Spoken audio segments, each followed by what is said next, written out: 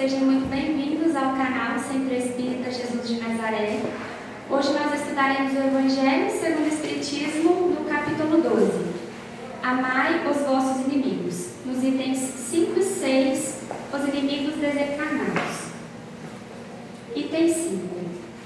O espírita tem, ainda, outros motivos de indulgência para com seus inimigos.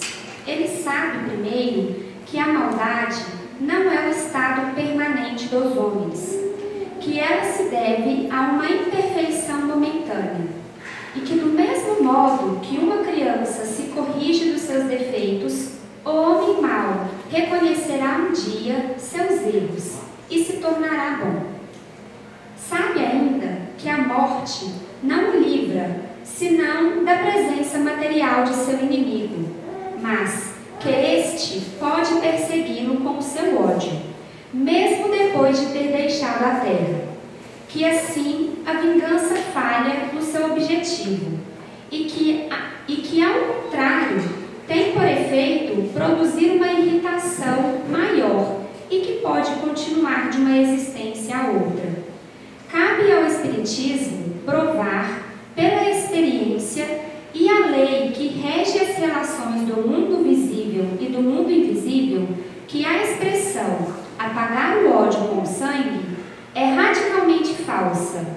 E o que é verdadeiro é que o sangue conserva o ódio, mesmo além do túmulo, de dar, por conseguinte, uma razão de ser efetiva e uma utilidade prática ao perdão e a sublime máxima do Cristo: amai os vossos inimigos.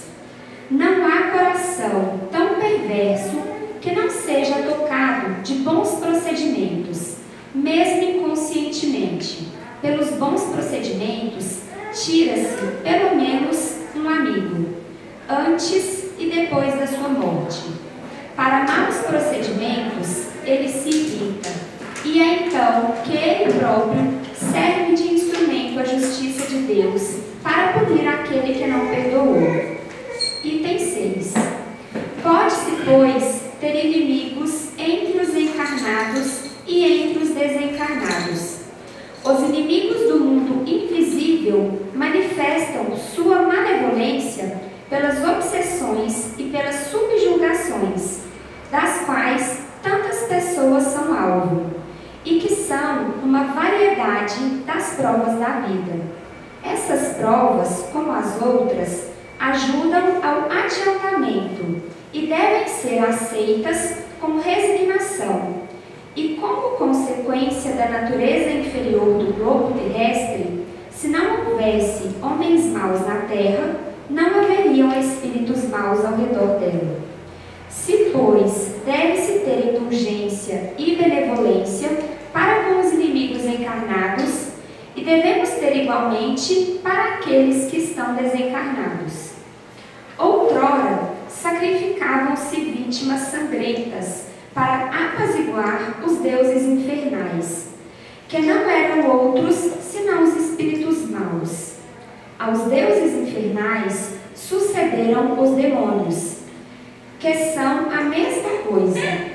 O Espiritismo veio provar que esses demônios não são outros senão as almas de homens perversos que não se despojaram ainda dos instintos materiais, que não se pode apaziguá-los senão pelo sacrifício de seu ódio, quer dizer, pela caridade. Que a caridade não tem apenas por efeito impedi-los de fazer o mal, mas de os conduzir no caminho do bem e de contribuir para a sua salvação. É assim que a máxima, amai os vossos inimigos, não está circunscrita no círculo estreito da vida e da vida presente, da terra, mas se integra na grande lei da solidariedade e da fraternidade universais. E para nos auxiliar no estudo de hoje, nós contamos com a ajuda dos nossos queridos amigos e facilitadores, a Gislene Eleutério e o Evaldo Santana. Um ótimo estudo a todos. Boa noite a todos presentes, boa noite, internauta.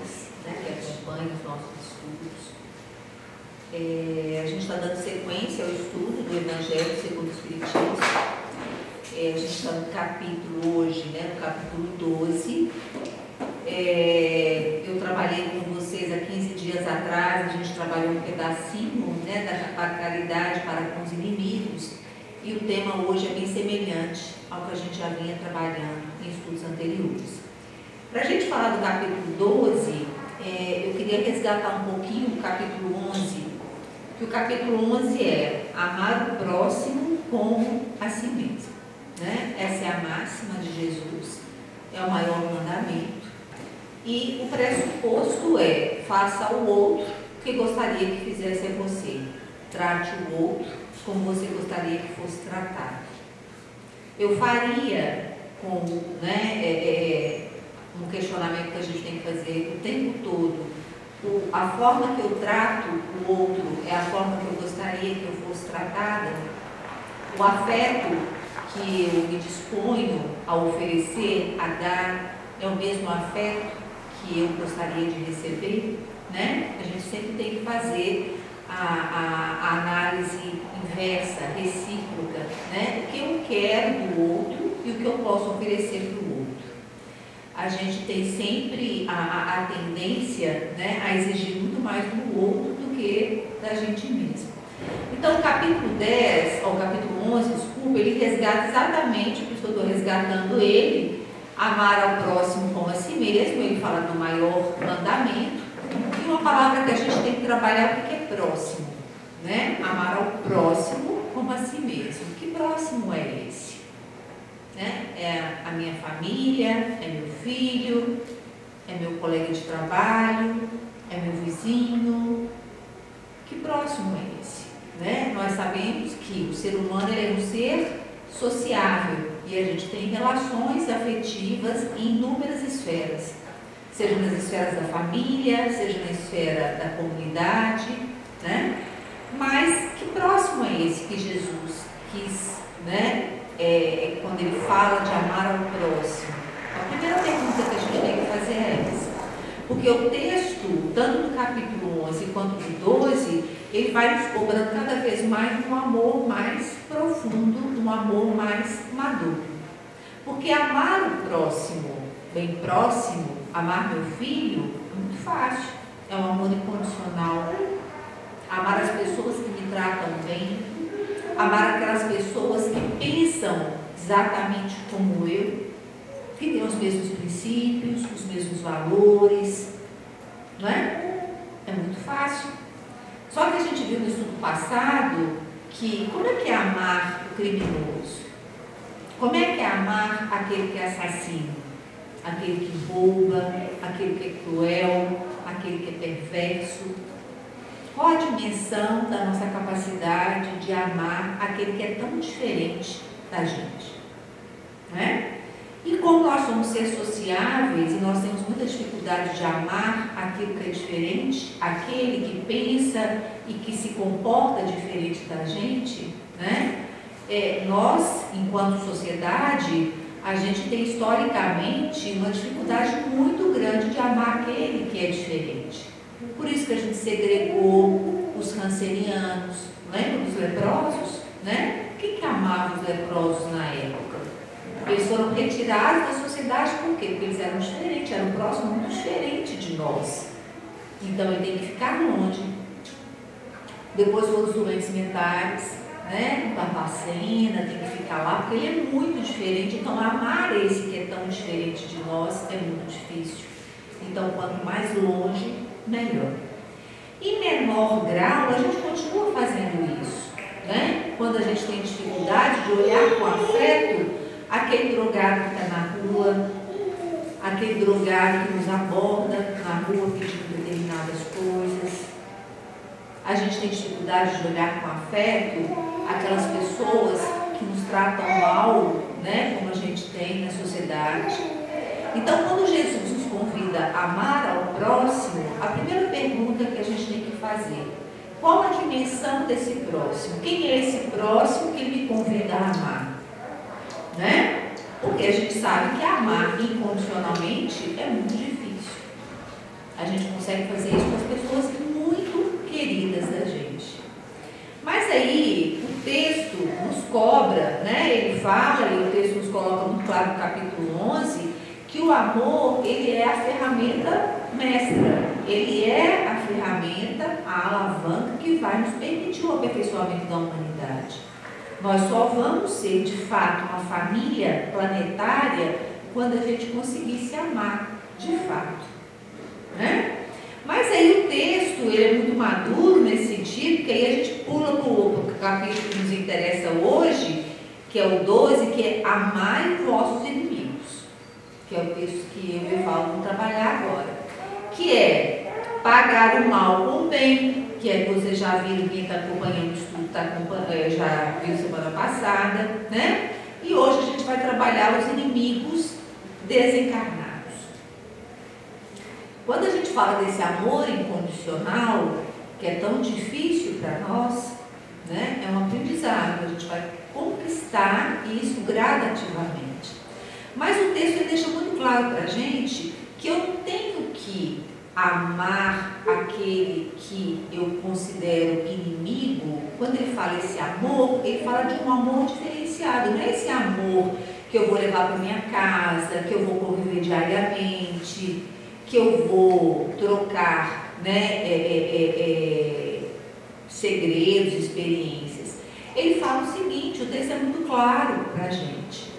Você tem que perdoar, não guardar rancor, não guardar mal.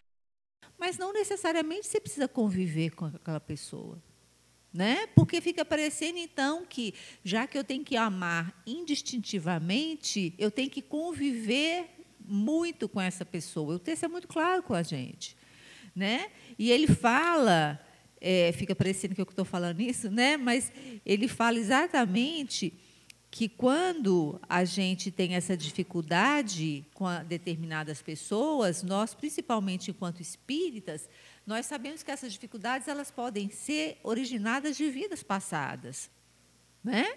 O que ele nos pede simplesmente é não guarde rancor, não guarde mágoas, né? Porque tudo que a gente alimenta cresce. Então, se eu alimento aquela mágoa, se eu alimento aquela raiva, aquele ódio, né? Eu fico pensando naquela desavença que eu tive com essa pessoa, muito mais difícil, mais longe vai ficar a questão do amor. Então, o texto ele é muito claro com a gente, para a gente, que aquilo que é difícil, aquela relação que ela é difícil, ela tem que ser compreendida como uma relação de perdão, de não guardar rancor, de não guardar amargura e seguir a vida, né? Então, a gente vai ver que, ao longo das nossas existências, nós já tivemos muitas dificuldades com inúmeras pessoas. E a oportunidade que a doutrina espírita nos dá, que é a compreensão da reencarnação, é que a gente, né, vai resolvendo isso ao longo de muitas existências. E é por isso que o texto ele é muito claro agora para a gente, os inimigos desencarnados. Porque o outro dia que a gente estudou amai os criminosos. Mas agora a gente está se referindo ao plano espiritual. Nós temos amigos aqui, enquanto encarnados, e temos amigos enquanto desencarnados. Da mesma forma que nós podemos ter algumas desavenças, né? Eu não gosto dessa palavra inimigo, que eu acho pesada, mas da mesma forma que a gente tem desavenças, dificuldades de aceitação, a gente não concorda com a opinião do outro e a gente, às vezes, bate de frente. Da mesma forma que isso cria esse mal-estar enquanto encarnados, e que algumas pessoas chamam isso de inimizade, né? A gente vai manter isso no plano espiritual. A gente tem que compreender que, quando nós saímos dessa carne e retornamos ao mundo espiritual, nós chegamos lá com as mesmas características, com a mesma evolução, com os mesmos afetos e desafetos de enquanto encarnados. Então, da mesma forma que a gente pode ter inimigos na Terra, a gente pode ter inimigos no plano espiritual, né? Porque as coisas não mudam só porque eu desencarnei. Então, se eu não conseguir resolver uma questão complicada com um irmão, né? Quantas famílias que a gente sabe que o irmão brigou com outro irmão e fala, olha, meu inimigo, não falo mais, não quero saber mais. Quantas famílias a gente sabe que estão manchadas com essa dificuldade entre irmãos, entre pai e filho, né? Para a gente pensar num âmbito menorzinho. E isso vai se perpetuar, isso vai continuar no plano espiritual. E vai perpetuar até que essas pessoas, tanto aqui na Terra quanto no plano espiritual, se disponham a se perdoar, né? E aí ele fala que os inimigos desencarnados, quando aquela história, né, que ela leu para a gente, que fala apagar o ódio com sangue, é praticamente falsa. Os materialistas, aqueles que acreditam que tudo vai terminar aqui, aí, de fato, ele vai ser inimigo da pessoa até o fim do dia, da morte dele. Desencarnou, isso acabou, por que eu vou fazer as pazes? Né? Mas nós, enquanto espíritas, nós sabemos que isso vai continuar até que a gente tenha a maturidade de resolver.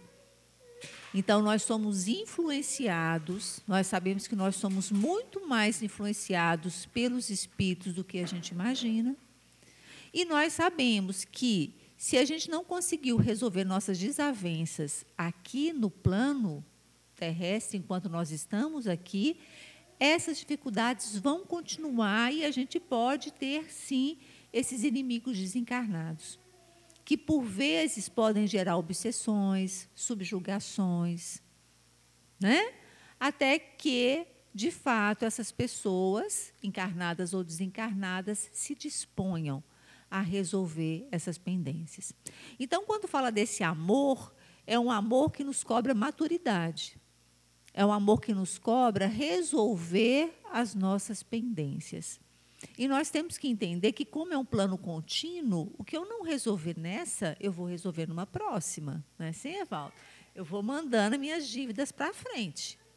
Então, tudo que eu puder resolver agora, tudo que eu puder resolver o mais rápido possível, vai facilitar esse meu processo evolutivo, né?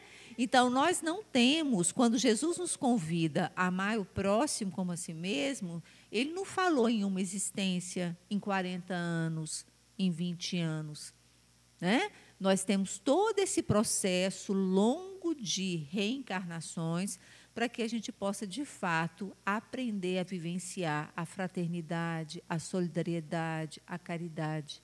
E caridade é isso, é benevolência. É entender que o outro que é diferente de mim, ele está na mesma situação que eu, ele tem dificuldades, eu também tenho. Né? Nós não somos perfeitos. Então, muitas vezes, uma inimizade começa simplesmente por uma questão, por exemplo, política.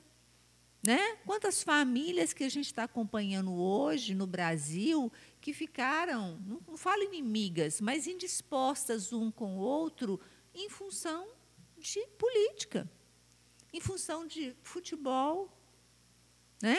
Então, infelizmente, nós ainda temos algumas infantilidades que fazem com que a gente crie grandes problemas em função de situações que poderiam ser resolvidas com uma boa conversa, uma boa compreensão que o outro é diferente de mim, que eu tenho que respeitar o outro. Né? Então, amar significa, basicamente, né, esse afeto que a gente tem de amor incondicional com a família é fantástico. Mas será que o outro próximo eu consigo, pelo menos, respeitar? Né? É um dos primeiros passos para que eu possa chegar a esse afeto mais profundo, é o respeito. Quando eu respeito o meu vizinho, quando eu respeito a ideia política do outro, o time de futebol, a opção sexual, a religião. Né? Se a gente consegue respeitar, eu consigo começar a aprofundar nesse aprendizado do amor. O que você acha, Geraldo? Boa noite para todas, boa noite para todos, internautas também, de forma geral, que estão nos ouvindo. Boa noite, Gisele. Uma alegria muito grande estar com vocês. E eu acho que um ponto fundamental também, que a Gisele afirmou e que cabe a gente a ter um pouco mais, no início do item 5, há uma frase que coloca assim: tem o espírita ainda outros motivos de indulgência para com os seus inimigos. Do que isso se trata? Primeiramente, eu penso que é importante a gente refletir na amplitude que a doutrina espírita ela traz para a nossa compreensão quando ela amplia o nosso horizonte do pensamento, entendendo que determinadas relações que a gente vivencia na Terra, elas continuam, elas se prolongam. Inclusive as relações de afeto, onde uma grande maioria delas ainda não estão resolvidas. E a gente traz isso no momento presente. Então, aquilo que não é resolvido na vida material, pela essa capacidade de transcendência da vida que a doutrina espírita nos orienta, a gente carrega conosco na nossa bagagem de valores, na nossa bagagem moral. Não há como a gente entrar na vida da matéria e sair daqui santificados. Essa proposta ela não existe, ela é falseada, não é? A não ser a partir da nossa transformação, a partir da nossa mudança, principalmente nas questões relacionais, que é um dos planos onde nós temos mais dificuldades internas, principalmente, né? Então, é nesse sentido que nós vamos compreender, quando no capítulo 5, nesse item 5, no capítulo 12, o Espírito de Verdade coloca que, na realidade, esse estado de maldade que, às vezes, nós trazemos em potencial em nós, ele não é um estado permanente da alma, ele é um estado temporário. Porque, na realidade, Deus não criou o homem para a vingança, Deus não criou a alma para o ódio, para o ressentimento, para o rancor. Isso não são criações divinas. O próprio Allan Kardec, no livro Obras Póstumas, ele fala que a única finalidade pela qual todos nós estejamos temporariamente, né, na condição de homens, de mulheres, enfim, porque nós estamos vivendo papéis sociais para que a gente possa se transformar enquanto alma, que é uma plenitude, não é? Nós, às vezes, escolhemos a ausência do bem nos nossos trajetos, mas nós não fomos criados para o mal. Então, nos leva a entender, nesse capítulo, né, que vem falar sobre isso, que o mal que a gente pratica, e que ele vai em forma de uma vingança, ou em forma de um atrito na nossa vida pessoal, onde a gente cria aqueles, entre aspas, chamados de inimigos, é um momento de imaturidade da alma, para que um dia nós consigamos chegar, através do aproveitamento reencarnatório, e principalmente através do exercício do perdão, que é um grande desafio, porque perdoar não é fácil. Geralmente, a gente distancia das pessoas que a gente tem uma certa indiferença ou que pensa diferente de nós. Nós, às vezes, mantemos um distanciamento categórico, mas a própria forma como a doutrina espírita expressa a caridade, no sentido que entendia Jesus, nos ensina que o perdão tem que vir de dentro. O verdadeiro perdão é uma virtude que ela é muito contrária ao rancor, ao ressentimento, à mágoa, que, na maioria das vezes, resulta numa necessidade de vingança. Todo aquele que pensa em vingança, ele está com essa intensidade de mágoa retida, ela está com essa intensidade de ressentimento muito concretizada dentro de si mesmo. É isso que nos leva a acionar a vingança e a decretar que aqueles que estão conosco, talvez no ambiente familiar, na vida social, por apenas pensar de uma forma diferente de nós intitulamos como inimigos, que podem ser, segundo a ideia que nos coloca aqui, ele pode ser tanto encarnado como desencarnado. Já que nessa proposta da doutrina espírita, não é? A vida ela tem a sua amplitude e as nossas ações elas decantam, estejamos tanto na vida material como também na vida espiritual, porque nós somos os mesmos. Nesse exato momento, nós estamos num estado de vida diferente. A gente está vivendo uma vida reencarnada, mas quando a gente se despede dela, a gente volta à nossa essência, que é a vida espiritual, e a gente carrega também os nossos desafetos. Se eles não foram resolvidos em tempo hábil da vida reencarnada, nós vamos continuar tendo esses desafetos, esses mesmos que nós criamos em vida. Nós vamos continuar tendo aqueles que nós intitulamos os nossos inimigos também, porque eles perpetuam, as situações não estão resolvidas, elas não estão devidamente dadas essas respostas através do exercício da indulgência para com todos, da benevolência, do exercício do perdão, que, obviamente, nos leva a refletir em torno da qualidade das relações que nós desenvolvemos, especificamente no meio das nossas relações familiares. Porque há uma questão muito clara que nos leva a perguntar, primeiramente, diante dessa amplitude, né, que o Espiritismo coloca para nós, porque a gente vê a vida de uma forma muito mais dilatada, vocês concordam? Nos leva a pensar quem são os nossos inimigos. Eu acho muito importante a gente pensar com a doutrina espírita sobre o que ela coloca, para a gente começar a refletir situações de uma forma mais ampla e diferente, porque, socialmente falando, é muito claro a gente conceituar quem são os inimigos, são aqueles que nos perseguem. Mas, com as lentes da doutrina espírita, os nossos inimigos eles ganham uma outra conceituação, porque eles podem muito bem ter sido as nossas vítimas, em histórias e em vivências anteriores. Porque o inimigo não se cria por acaso. Ninguém tem inimigo por uma relação de coincidência. Aliás, a coincidência ela não existe na nossa vida. O que existe são fatos munidos de ações e consequências. Porque ninguém passa, não é despercebido diante da consequência de determinadas ações que a gente pratica no nosso dia a dia. Elas são todas gravadas. E aí nós vivenciamos a reação dessas ações que nós, então, cometemos nessa e nas nossas vivências anteriores. Cada um traz, quando reencarna aqui, nesse momento, nesse mundo difícil, né, que a gente está vivendo, conforme foi relatado aqui, mas vamos modificar essa questão também do mundo difícil. Talvez o mundo que a gente precisa de aprendizados, porque todo mundo reencarna dentro das condições necessárias para colher esses aprendizados. Ninguém nasceu no lugar errado, ninguém nasceu no momento errado e, principalmente, ninguém nasceu tendo do seu lado as pessoas que precisam realmente ou de fortalecer determinados vínculos ou de resgatar determinados débitos contraídos em vidas anteriores. Se não foram nessa, foram nas outras. Então, esses dois itens nos levam a entender assim, a sabedoria pela qual a estrutura da nossa vida ela está construída. É um planejamento divino. E, às vezes, o que a gente tem de uma dificuldade de entender é nos perceber dentro da estrutura, da plataforma social que nós estamos inseridos. Então, da mesma forma que na vida social nós criamos os nossos inimigos encarnados, nós já trazemos conosco também os nossos inimigos que nos perseguem no plano invisível. E o que eles querem na maioria das vezes? Está vendo como determinados conceitos mudam? A gente pode nascer em determinado lugar, ou em determinada família, e encontrar ali na família os seus inimigos, mas quem são eles?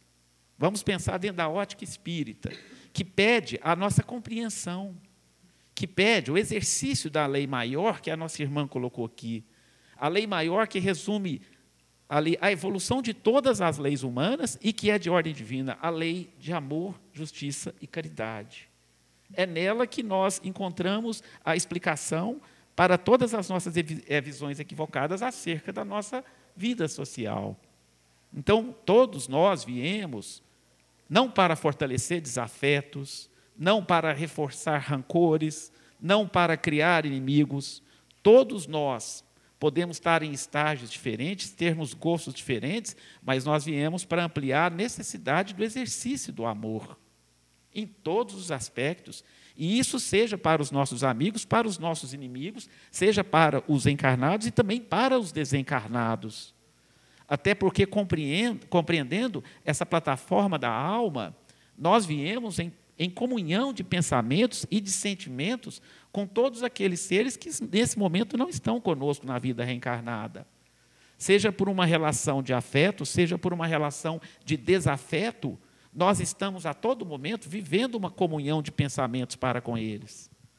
Allan Kardec mesmo fala, né, através das perguntas do Livro dos Espíritos, que, quando não são muitos, são eles que nos dirigem, que eles interferem no nosso pensamento quanto mais a gente se imagina.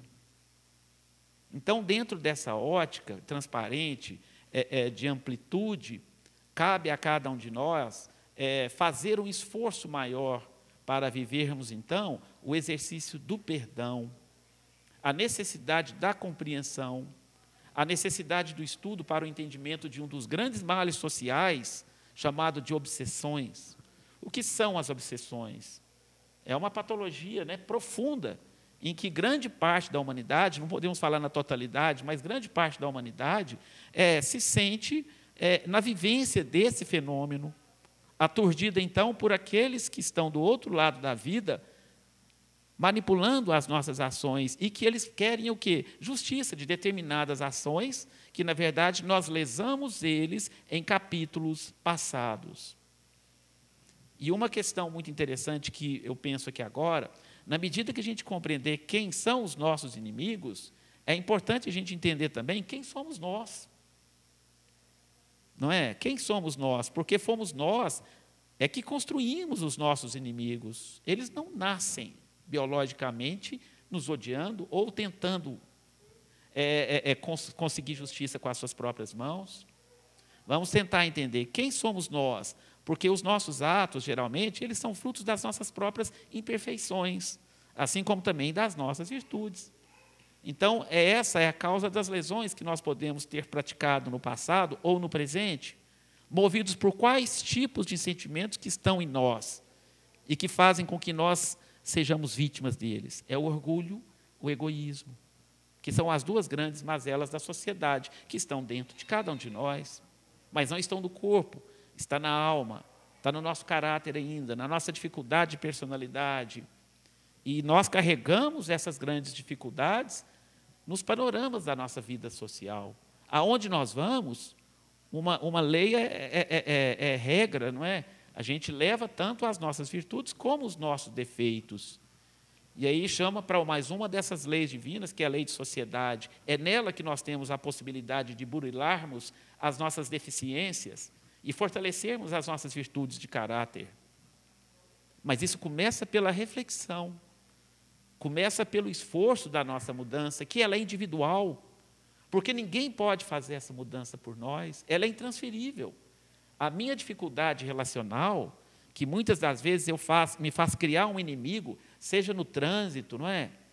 Seja nas relações do trabalho, que às vezes também tem momentos de conflito, a grande resposta, a grande origem disso não está no outro, na maioria das vezes, ela está primeiramente dentro de nós.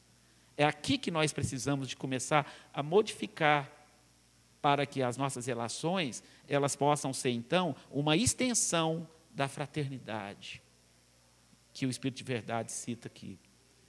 Para que eu comece a pensar em me transformar, e me esforçar, em compreender a sociedade das diferenças, porque ela não é uma sociedade da igualdade, isso não existe. Cada ser é um ser único, e ele faz as suas escolhas de acordo com o seu nível evolutivo. Então, nós precisamos aprender, através dessas virtudes máximas, que o Espiritismo nos convida a internalizar na nossa prática do dia a dia: perdão, benevolência e indulgência. Esses seriam os 3 ingredientes necessários para que nós, então, possamos alcançar um dia esse objetivo que está aqui apresentado para nós, para que um dia nós sejamos todos filhos de uma mesma família, embasado na fraternidade e na solidariedade universal. Mas, então, é muito importante a gente pensar nesses sentidos, né?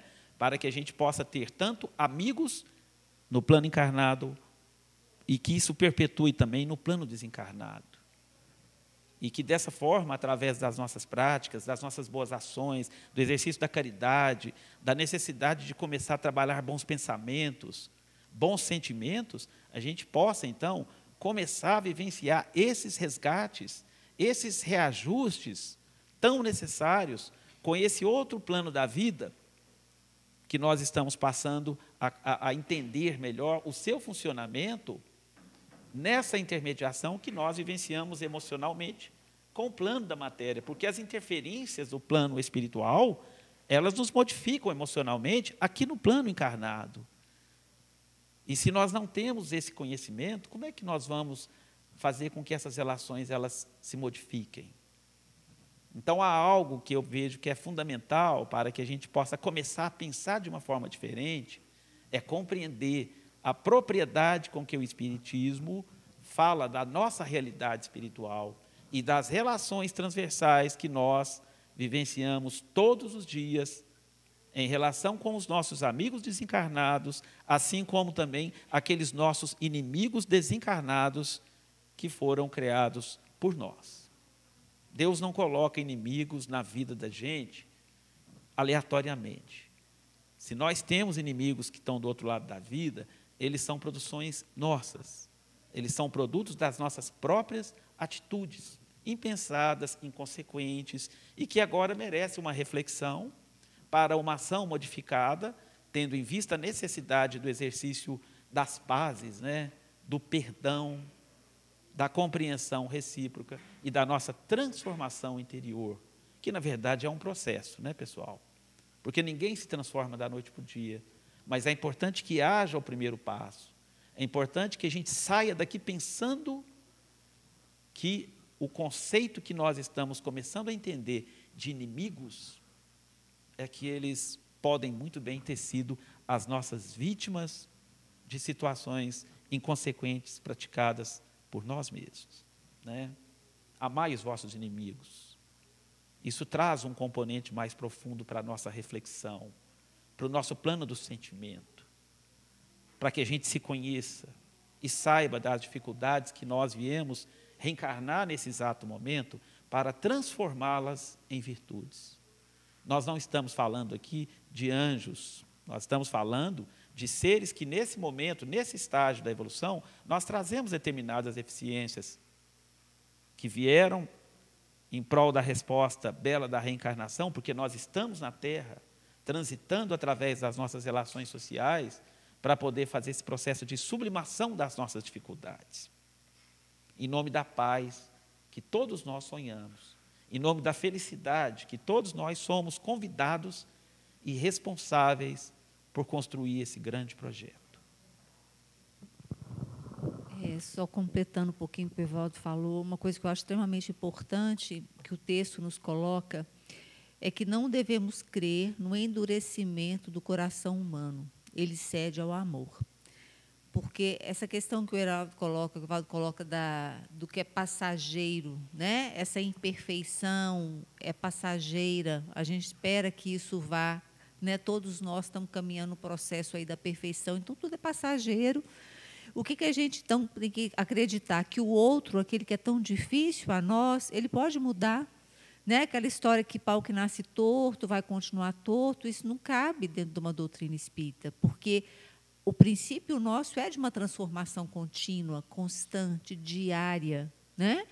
E uma coisa importante que a gente tem que pensar, que a gente só tem dois caminhos agora, no sentido de amar os inimigos ou evitar os inimigos, ter mais inimigos, né? Que o Heraldo colocou da nossa responsabilidade frente a essa questão dos inimigos. Nós somos responsáveis, então. Ele deixou muito claro que esses inimigos eles não são aleatórios, eles são frutos do nosso comportamento, das nossas ações, e que a gente saia daqui hoje com o propósito, né, de evitar novos inimigos. Isso a gente faz apaziguando as nossas relações, olhar de uma forma mais afetuosa para o outro, para aquele que é diferente, para aquele que nos constrange e que nos irrita, que acontece com todos nós no nosso dia a dia, que a gente consiga criar uma atmosfera, né, de que eu consiga, com mais afeto e com mais, né, solidariedade, entender o outro, para que eu não possa criar mais desavenças futuras. E o outro, que é esse que está no plano espiritual, que a gente consiga fazer o que o Evaldo falou, orar e vigiar. A gente tem que vigiar os nossos pensamentos, bons pensamentos, orar, né? Tentar ter uma vida mental satisfatória, tranquila, para que a gente possa, através da oração, através da boa leitura, através do estudo da doutrina espírita, que a gente consiga, de alguma forma, né, melhorar essa nossa relação com esse espírito que a gente não vê, que é o nosso inimigo, né? Esse inimigo, entre aspas, que a gente construiu ao longo de outras existências, e que a gente, como é uma tarefa diária, que a gente consiga, né? Que a gente tente fazer com que o nosso dia a dia seja um dia a dia com menos conflitos, menos desavenças, para que a gente possa, gradativamente, criar uma atmosfera de maior solidariedade, fraternidade e amor. Aí sim a gente vai conseguir viver a máxima, que é amar ao próximo, né, como a si mesmo. Acho que era isso, né? Muito obrigada.